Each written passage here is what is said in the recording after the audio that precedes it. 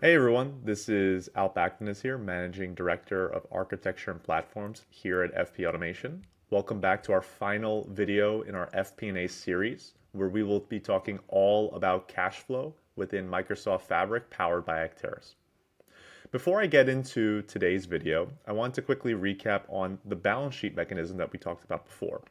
In the balance sheet video series, what we had talked about is how you can take advantage of various different components, such as being able to input investments or potentially stock issuance for other means of being able to raise cash or pay off existing balances or make investments that would leverage cash, and how that essentially changes your balances and your cash inflows and outflows over time. We also talked about financial ratios and how the company will have visibility into its subsidiaries as to where they stand from a liquidity as well as a debt ratio standpoint. In this video, we're going to be talking about the cash flow component, which is really the activity component of all the various different planning mechanisms we've been talking about, showing us how our cash is changing over time. And again, everything is linked here. So you can see that our cash ending balance of 21,099,000, right? If we go back to our balance sheet, is essentially going to be showing us the same exact thing, right? 21,099,203 for the cash within July right here. So everything is essentially a three-way link. Anything I do here is going to, of course, affect the balance sheet, affect the income statement, depending on what components I change. Now, the idea behind this is that you will have the ability to project out your cash flow based on your actuals and then your forecasts into the future periods, which are indicated in green here. Another interesting component right here is being able to take advantage of revolver debt credit facility planning. Imagine now you're in a situation where your company is running short on cash. In this case, our cash is looking like we're in a healthy position.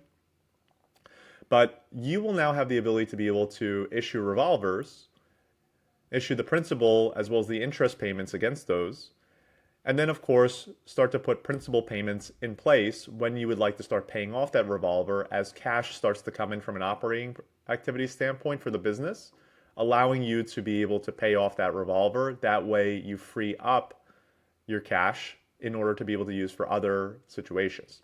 The other component right here is that you can also use a revolver in situations where you don't have enough cash. So in our case, let's pretend, for example, that we're okay on this particular revolver here and we want to go ahead and make a payment towards it. So I see that my cash inflows are very healthy. I'm going to go ahead and pay down my revolver by $1 million right here. As a user, I can simply go ahead and submit the million, save that result, and then after saving that result, increasing that value or decreasing that value, in this case, paying down my revolver balance by $1 million, I can simply go and submit that for my forecast and then ultimately change my cash inflows and outflows from a financing activity standpoint. So in my case right here, we actually deducted cash because we are starting to use a financing activity to pay off our particular revolver balance, hence bringing down our cash to 2.8 million. And then another thing also to keep in mind is that this is also affecting the interest rate of the revolver. Since it is a revolving credit balance, there's interest being paid continuously, which affects our operating activity. So you'll see those start to change over time. The other component too is being able to create new revolvers for forecasts. Your team now has the ability to be able to issue new revolvers. You can issue what company this is related to.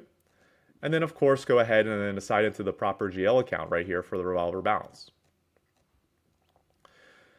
So when I hit save right here, this is ultimately going to create a new revolver, which I can start to do debt planning against. So if our company opens up a new credit facility, we can issue a new balance as well as issue any sort of potential projected payments we want to do here. So let's pretend that we want to raise a new revolver. Let's say, for example, in November right here for $2 million. By hitting save right here, we're going to be saving in that particular balance that we have just issued. And then going ahead and submitting that revolver balance right here in order to be able to show how that changes our cash flow over time, both from an operating activities as well as an investing activity standpoint. So you'll see that the 2 million came in here. Our operating activities is showing a slightly different change. And on here, we can see immediately that our cash inflows and our outflows are changing, showing us heavier cash.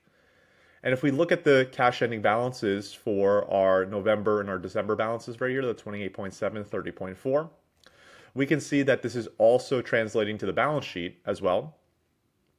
And again, if we look at our cash, 28.7, 30.4. So everything we're doing here, everything we're projecting and running what if scenarios against is immediately changing within our FP&A model, giving us a true three-way financial statement model to show what cash projections look like for the future. This allows your organization, you as a CFO, as well as your finance team, to be able to have control over what financing, as well as capital raises, operating activity, as well as investments look like over time for your business, and how that all translates to company cash inflows and outflows, and what your cash will look like for future projections. This gives your team higher visibility and gives your team better decision-making capability by having full holistic visibility into your cash and how that is projecting over time for your company. So we hope you enjoyed this FP&A demo series. We thank you for watching this. If you have any questions, please feel free to reach us at fpautomation.co. Thank you, and this is Alp signing out.